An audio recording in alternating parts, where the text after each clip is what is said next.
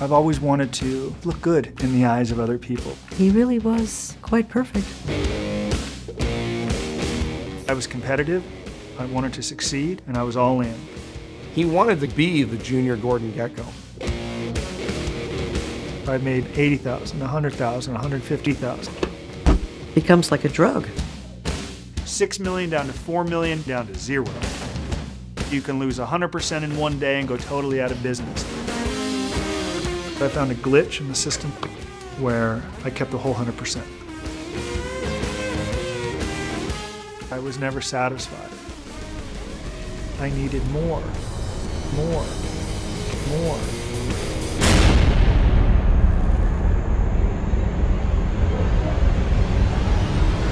He deserved to be punished.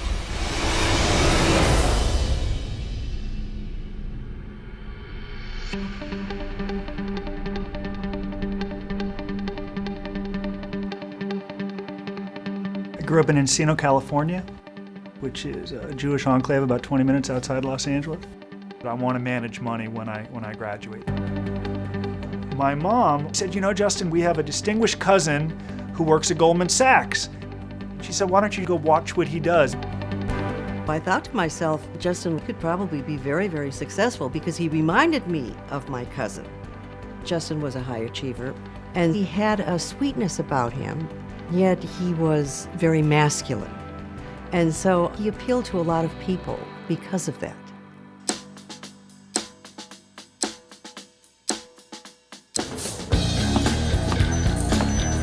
I walk in at 4 a.m. These guys are working. They're getting ready for the market to open at 6:30. I sit there for 2 hours, deer in the headlights. 6:30 in the morning comes along.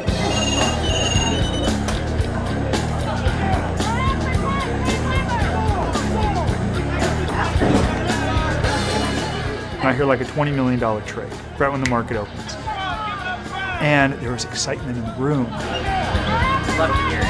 Tens of millions of dollars of stocks and bonds. It was crazy. And I was hooked.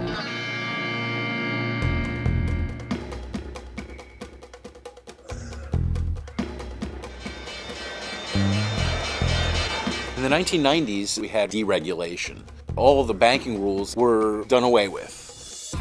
What that really did was it fostered a culture of let's make money above everything else. 5 for 8,000, 8,000 at an 8 there. To the young guys who are just starting out, as long as they're making money, they're doing okay.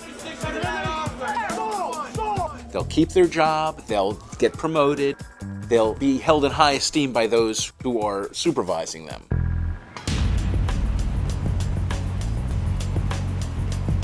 I started at Merrill Lynch in May of '97, shortly after graduating USC. And they had a board that would identify everyone who's in the training class. And the salesman would say, these are your names. Every day you're going to produce. And those that produce the most are going to be the top of the board. They said, okay, there's 100 people in this class. A year from now, there's going to be 5 left. Let's do it. You have this heavy competition among 200 guys in one single room, all jabbering on the telephone trying to make sales. They're not only competing against other firms, they're competing against one another. And you try to rip the face off of everybody else. And when you do that, it's a feeling that you've killed something and you get to eat it. At Merrill Lynch, they asked that young financial consultants did 40 financial plans in a given year. They gave me a script. The script would instruct me on what I would say to people when I'd call, and it would say something like, my name is Justin Paperny. I am a financial consultant with Merrill Lynch in the Encino office. I'm just calling to tell you we got some good ideas. I think you can make some money. And then they'd say, drop dead and hang up.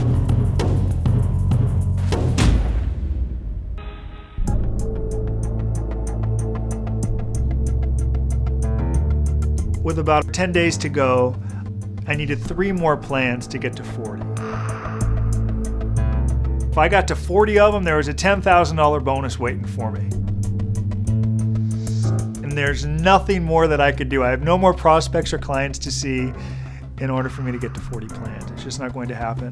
And I was disappointed because I felt I had earned the 10,000. All that matters is your name on the top of the list at the end of the month. Money is the only way they keep score. The guy who makes the most money wins, the guy that makes the least money loses. That's that. There's no real room for sentimentality. I'm in my branch manager's office one day. I'm lamenting. I'm 3 plans short. My branch manager said, well, let's talk about this. And he said, well, there's a UPS office across the street, and they sell money orders. What if you got 3 money orders for $250 each, totaling $750, and you told your clients, I'm so convinced this financial plan would help you, I'm going to cover the cost. And I said, could I do that? He said, well, if I invested $750 to get 10 grand back, I'd do it.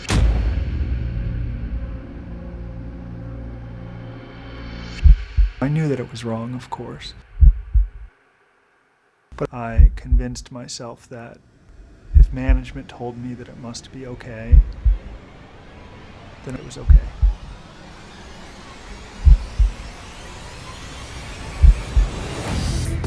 I ran across the street to the UBS office, waited in line, 3 money orders for $250, put my client's name on it. At Merrill Lynch, they would never find out that I paid for the financial plans. And I got my bonus check. I felt no guilt about it. At some time in our lives, all of us lie. And we have parents, we have teachers, we have bosses, mentors that tell us to not lie. If a boss rewards us for lying, that puts us on the road to doing more of it. I immediately leased a 3 Series BMW. I immediately bought $1,500 suits. I really need a Rolex. Okay, let's look at all the different. I was told if you're going to ask someone who has $5 million for their money, you have to look like you too have $5 million. I felt like I had arrived. I had made it. And I was relishing in that.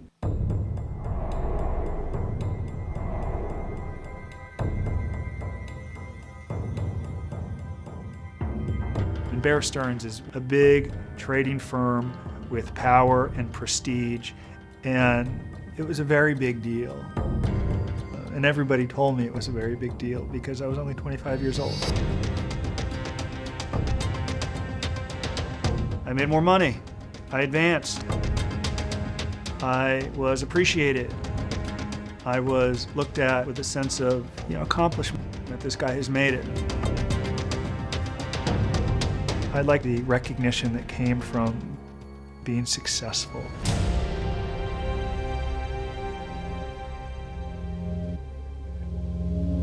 Bear Stearns, my colleague, and I had an agreement on how we'd split revenues. He would receive 75% of the revenues, and I would receive 25% of the revenue. 6 months into my time at Bear Stearns, I closed this new several million-dollar client. My client, he traded very aggressively. So he may call in and buy 100,000 shares of a stock. That's a large trade with a big commission, as much as $100,000 a month. Within a month of bringing in this new hedge fund client, all of my attention is going to executing this trade. I just didn't think a 75-25 split with this colleague was fair any longer.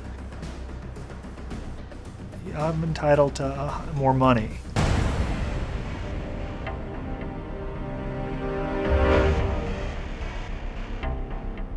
I walked into my colleague's office and said, here are the numbers. Very arrogantly was like, boom. Just kind of sitting here like this, like, all right, I'm going to get this raise in just another minute or two. Maybe not go to 50%, maybe 40, but I knew a raise was coming because I had earned it. And my colleague looked at the numbers, said, you're like 25, and you're at Bear Stearns because of me. I certainly wouldn't give you a raise based on one hedge fund that could blow up tomorrow. some patience and gratitude would serve you well. You're not getting a raise. Get out of my office. When I heard that, there was that like jolt, this pain in my neck that I felt. I'm angry. If I wasn't going to be rewarded for my hard work, I would take matters into my own hand to get even.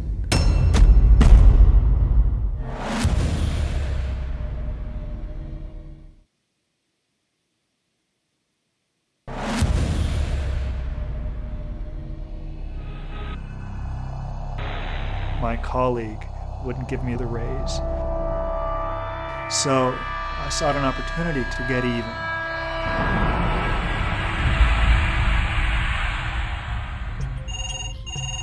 About a week later, the opportunity came when my colleague was out of the office. The client called in. They did a $5,000 commission. And of course, based on the split between my colleague and me, I was due to receive 25%. But I found a glitch in the system at Bear Stearns where I kept the whole 100%. I had an opportunity to take matters into my own hand.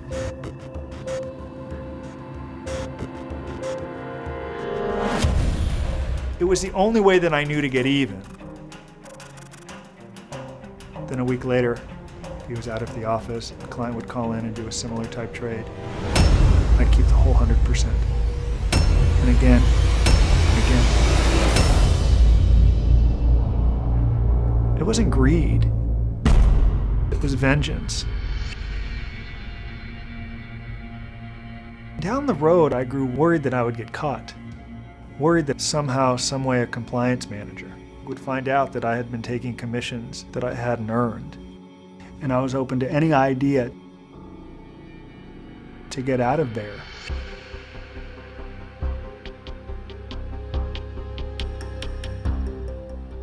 My colleague and I accepted an offer to move to UBS.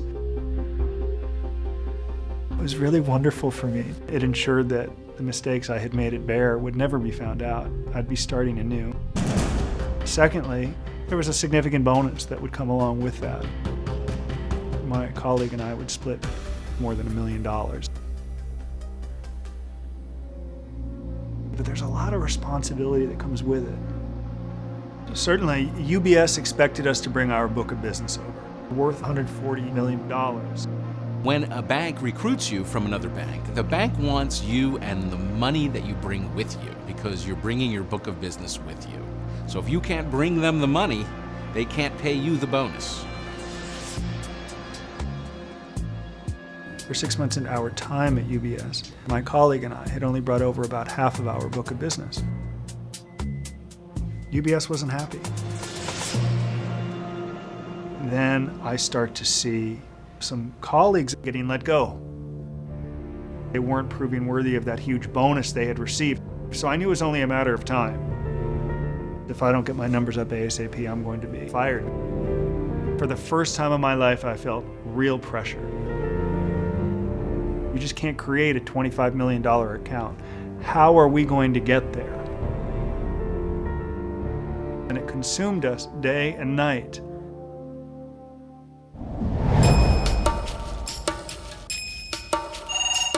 And then an opportunity came. I received a phone call from a former colleague named Keith. He had interest in moving his hedge fund over to UBS. And right off the bat, I heard hedge fund. Yeah, fantastic. And I was thrilled.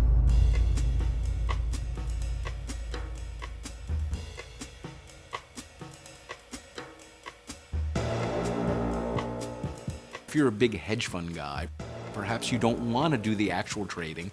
You can subcontract that out and have a bank do the trading for you. And where does that money come to?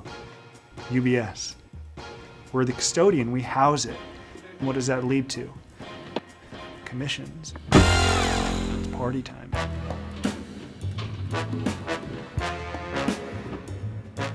Ran into my colleague's office and I was very excited. I was jumping up and down and I was like, I found it. We're back. We're good. I said I just received a call from a hedge fund manager named Keith, and I used to work with the guy.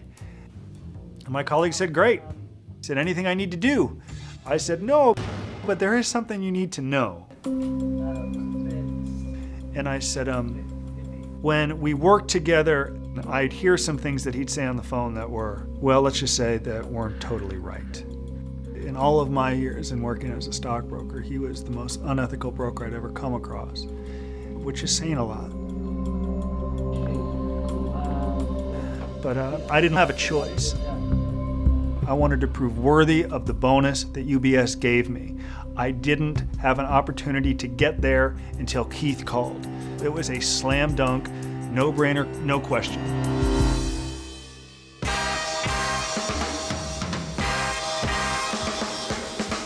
When the money came in, it was total go time.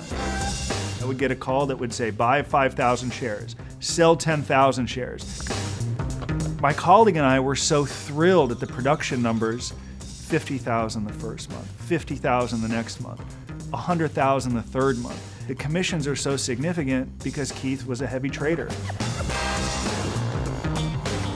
I knew that he had to be making very good money by the way he dressed himself, and he bought himself a condominium.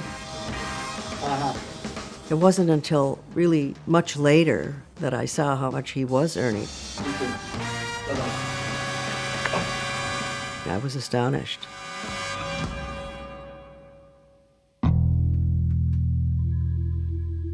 Six months into our relationship with Keith, we have a problem.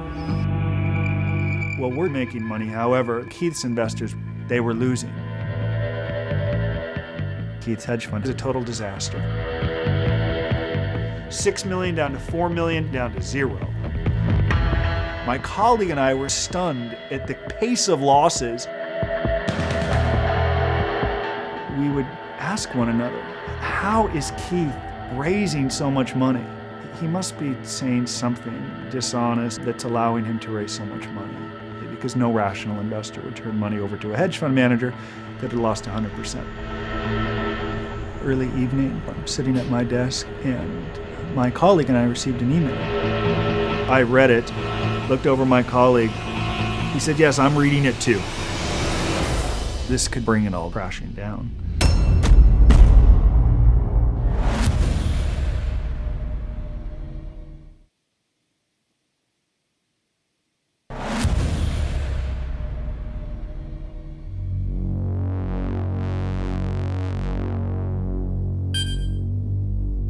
In October 2004, in the early evening, my colleague and I received an email with a press release. The press release stated that Keith's hedge fund had earned in excess of 27% net of all fees for 7 consecutive years. I knew he wasn't averaging 27%, of course. He was lying to people. While we didn't say Ponzi scheme, it was clear that he was paying people back with other people's money. A Ponzi scheme is just a cycle of money.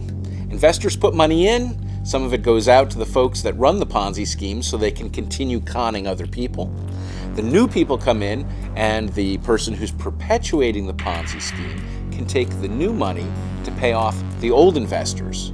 When the new investors stop coming in, the Ponzi scheme collapses, people go to jail. I read it, looked over my colleague, and he said, yes, I'm reading it too. My colleague and I are thinking, how do we reconcile this? Nobody wanted this thing to unfold. We had taken deliberate steps for so long to ensure it kept going. We certainly didn't want to, bring it all down, crashing down. And I didn't even have to ask him what he was going to do with it, because I knew we were both going to do the same thing. To delete.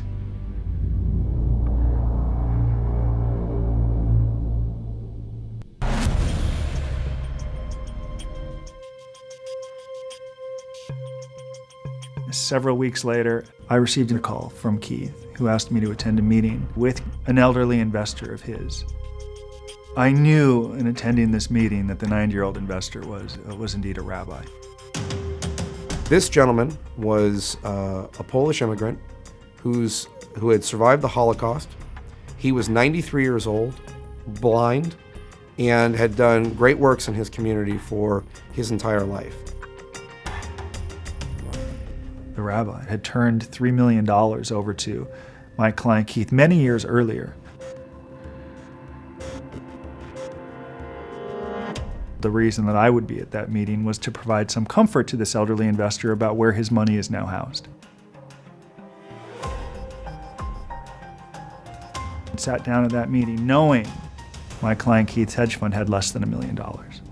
So I knew there was immediately going to be some disconnect between what this elderly investor thought he had with what was actually there. One of the advisors says, "Justin, do you think an elderly investor should have $3 million in a hedge fund?" And I just sat there, and I knew the money had been gone for years, and thought about what the right thing to do was. I knew that I had a choice to make. I could just tell them, "What $3 million are you talking about? It's gone." Or answer in a way that would keep me out of trouble. My heart's pounding fast. I gave a little glance to my client Keith, and he gave a little smile. And I said, "Well, if it were me and I were 90 years old, I would invest the money differently." And then he said, "I totally agree with you. Will you help us reallocate the elderly investor's $3 million the way that you said you would if it was your money?" And I just sat there. And I said, "Yes."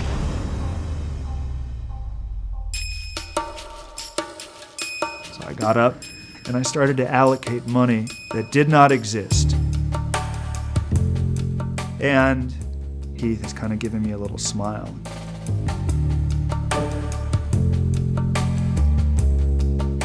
The meeting ended. They both shook my hand and said, "Thank you for your help." I reassured them and said, "You're welcome. We'll make those changes ASAP."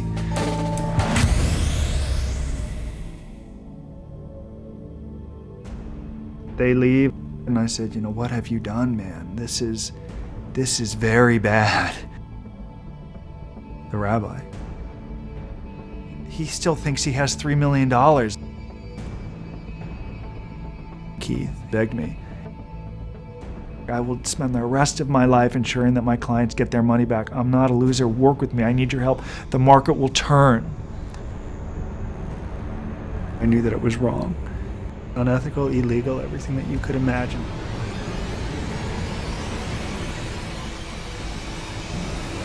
I said, "Okay, man, we're all in." And I just thought how far I had fallen so quickly.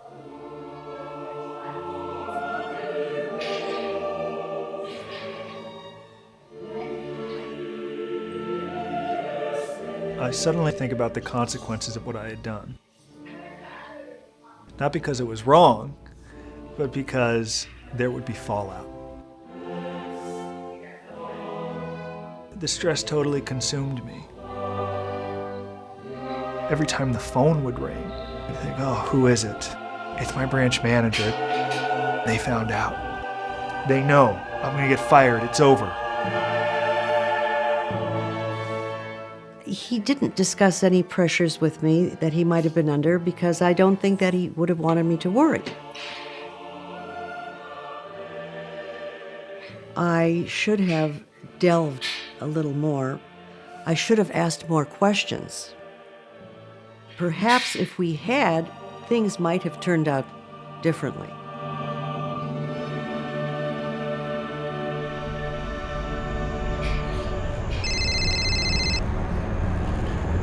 I get a call on my phone, and it's my branch manager. And he said, "Get back to the office right now."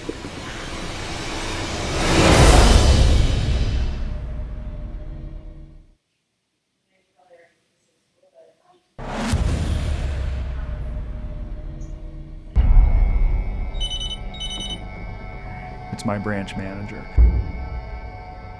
And he said, "Get your ass back to the office."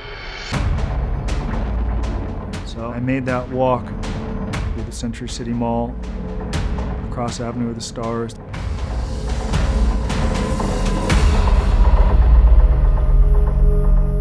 Terrified.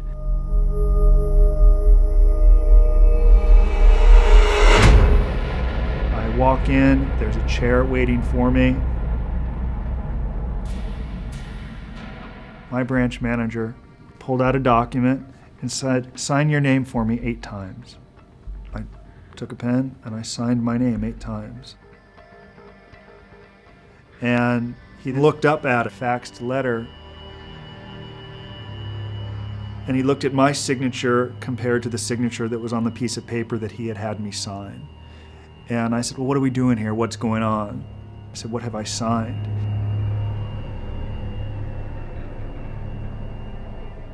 And then he read a letter that had been faxed to him earlier that day. That letter was on UBS letterhead. Effectively, the letter said, "Dear Keith, in the off chance you can no longer perform your duties as hedge fund manager, UBS will step in and insure your portfolio to the full market value." And it was signed Justin Paperny, Vice President. Well, I wasn't a vice president. And moreover, that wasn't my signature. Keith, our client, wrote that letter. And he would give this letter on UBS letterhead with my forged signature to his clients if they were ever concerned about their money. I said, "I cannot believe that he could do that, because I know I didn't sign the letter. I am upset." "If you do not want to, I understand, period." My branch manager says, "Okay, we're going to get to the bottom of this. We do not want you coming into the office until this issue is resolved."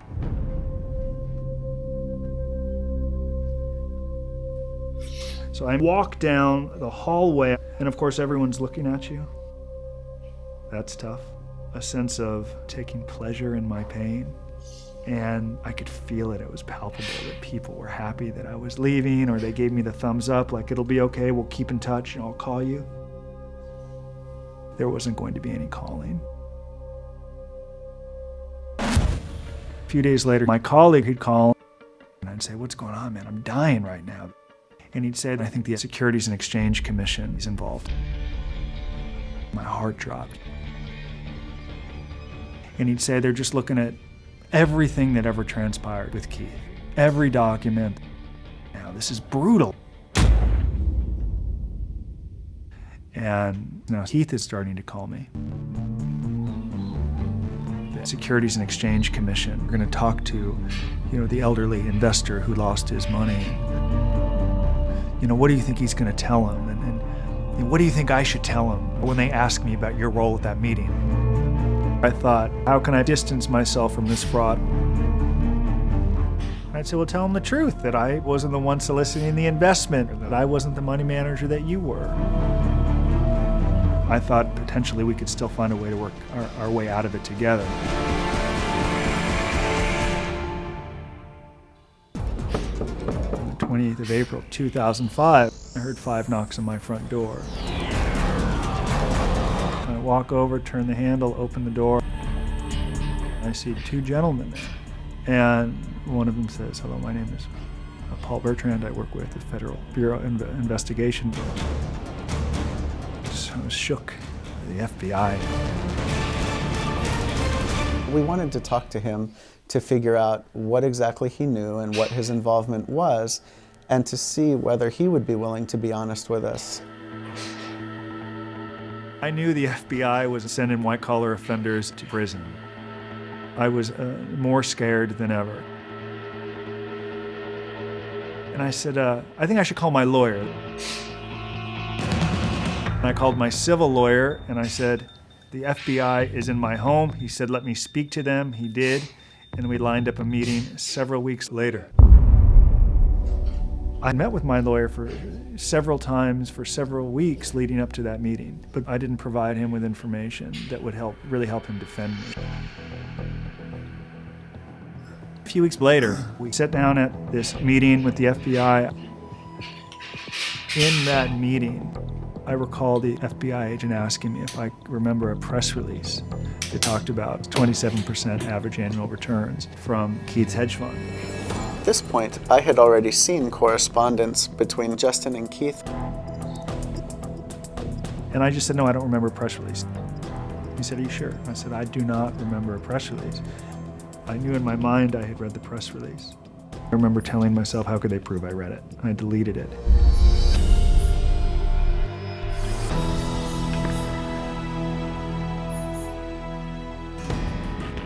Pulled out an email.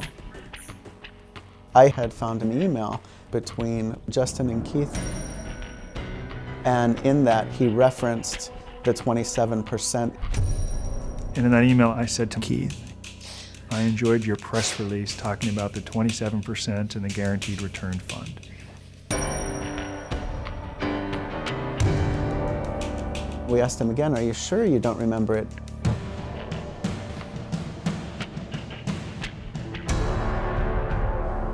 My lawyer looked at me and looked at the FBI, and I said, I may remember a press release talking about 27%. Justin was not truthful with us. My lawyer abruptly ended the meeting, and he pulled me aside and he said, you lied to the FBI. You lied to the FBI. He said, you need to get a criminal lawyer. I'm a civil lawyer. I didn't think it was at this level. I reached back, put my hands behind, and I just stared at the wall for more than an hour. And then I said, what do I do next?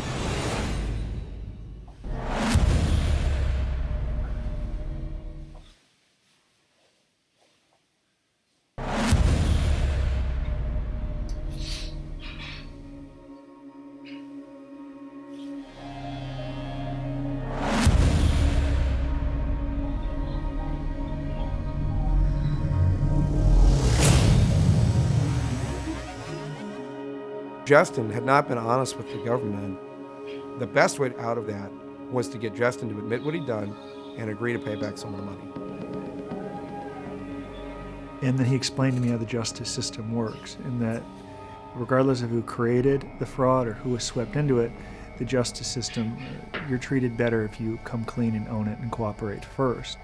And he said, here's the deal, Justin, you're looking at 7 years in prison. And I said, 7 years? What are you talking about? How the hell am I looking at 7 years in jail? Keith orchestrated this thing. He was the creator of it. And that's when he told me Keith was cooperating with the FBI. Keith had agreed to plead guilty, and as part of his deal, I was one of the people that he was cooperating against. He had been gathering evidence while wearing a wire.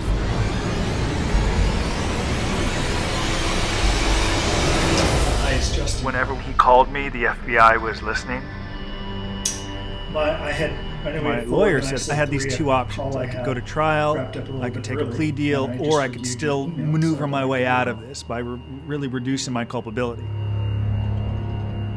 I suggested we take some additional measures before I consider pleading guilty or going to trial, and one of those ideas was a lie detector test. If Justin was as innocent as he said he was, he would pass the polygraph test, and then we could use that with the prosecutor in order to try to talk them out of prosecuting him. So he said, okay, Justin, here's the deal. Do not cheat this exam. Do not practice. It will not work. You will fail. Email you sent me a few minutes after And I told him, I will not cheat this exam. I promise you. But I believe in being prepared. I like to be prepared in life. So I'm sitting in my office. Got it. So, and I go to a search engine, and I type in lie detector test. First off, thanks for taking the time to create a whole this. treasure trove of content comes up on the internet. Certainly, I click the button, We can address- this beautiful website pops up that says have guaranteed to questions pass the and lie answers, detector and I'm happy exam. to. Is that really Download the now, stockbroker? $250. Address every Guaranteed issue, like money the back. Questions you posed or broken When you out. think that passing Someone could lead generally to in the freedom, scope of work, but absolutely, it's a small we would investment to cover make. all of these things. So I downloaded the course. I cannot believe that I'm actually it's helpful. studying Well, to it's pass help- the lie detector It's test. helpful to know where your mind is right now and what's on your mind. I remember Right. having to say my name repeatedly. My name is Justin. My name is Justin. Justin Matthew. And then when you would say first and the middle name, I had to like squeeze or curl over my big toe in a certain ways to like create some pressure. And I really tried to master it. My name is Justin. Then when a question came, you had to like tense up in a certain way, like squeeze your sphincter as best as you possibly can. Thank you. This is the most insane thing that I've actually ever done. I'm working 12 hours a day for a week. I'm gonna pass this exam and get back to life.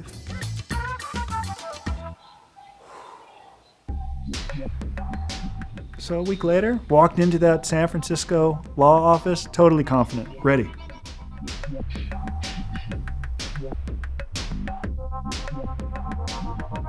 I was going to be able to rid myself of this situation.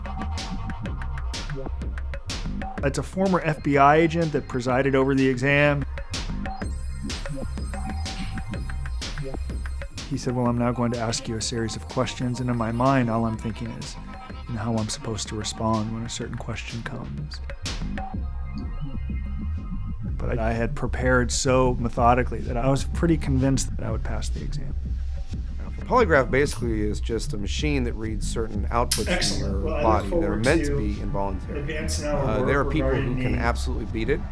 concerns But, you have, it's a lot and tougher to beat the than most people modification think. to requested or the character reference letters. When the that's first fine. question came, I did exactly as I had been instructed to do in the manuals, which is to curl that big right toe. Then the next question would come, and that required that I squeeze my sphincter as best as I possibly can. Done. Check one, check two. I was very calm. I had this tendency to be able to step out for a moment and analyze all that I was doing. Justin seemed visibly nervous to me, which sort of told me something right there, because here's a guy who'd been telling me for some time that he was completely innocent and being totally misunderstood. On the third question, there's a way that you like very kind of hold your chest in a certain way and kind of squeeze it tightly. Projecting, I bet will happen. I thought I did it very well. At least 10 letters. The goal is to compile them. So then a few minutes later, to complete them. Then the former we FBI may agent not that turn presided them over all the in. exam walked in. But also, just because we don't use all of them at sentencing, it doesn't mean you My may lawyer not use said, them Can you share the results in with the us, future. please? So anytime we create value, anytime we can create content, you use it at some point in the future. So I hope I was pretty convinced that I would pass the exam.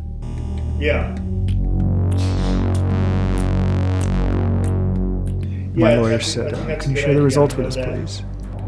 Just the He value said, well, of with greater than a very trained relationship and reaching out to someone 99.999%, they'll write a letter, and just staying in touch with them and keeping I had them failed the exam. is as valuable as the actual letter He that you failed may receive. miserably. So something that I did well. We knew that we had amidst something all of a the problem. Mistakes I made as a defendant That was the low was point for me. continuing to cultivate Lower than any point in my whole life. relationships, new relationships. Now you may argue I I was failed a somewhat lie detector opportunistic test. in creating them. And I was thinking how my life had gotten to Some of this it was more point forced and wishing for a than do-over. others.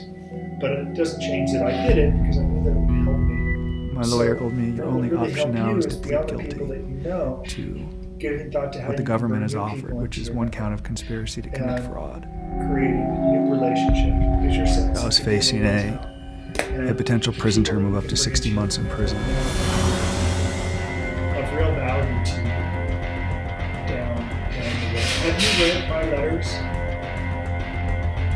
I stood up in front of the judge and I pled guilty in open My court. character reference letters, have you read that? I had to openly acknowledge that I So as an was guilty of the exercise, crime. I'm going to send you the 6 The total letters losses, if I recall, Yeah. it was around $8.5 And million. I should mention that because And UBS Well, wrote a as check a for sentencing judge, more than he $8 did million take time to to compensate the victims.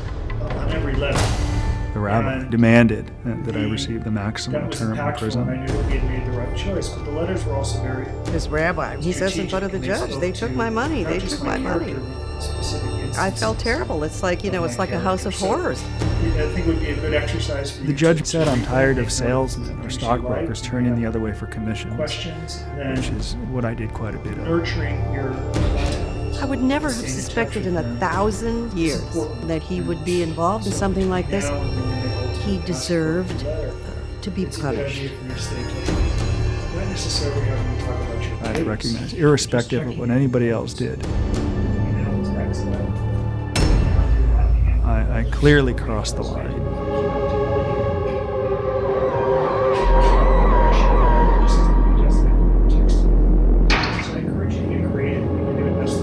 My mother once said to me, white Jewish boys from Encino may not be made for prison. Prison's tough.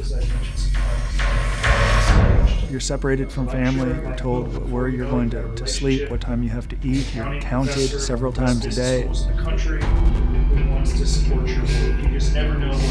This very big guard asked me to squat and cough so he could actually check my butt. I was scared. Once you get over some of those dehumanizing parts of it, you have a whole lot of time to actually introspect, to think. And that's where my life began to change. Jail time broke some sort of dam in him, psychologically, I think, and sort of just opened the floodgates to a lot of truth. I finally began to accept responsibility for what I had done. In most people's lives, there's a blip. Nobody's life is perfect. And so I like to think that Justin's blip came early. I feel terrible for what I did, and it took me a while to acknowledge what I did.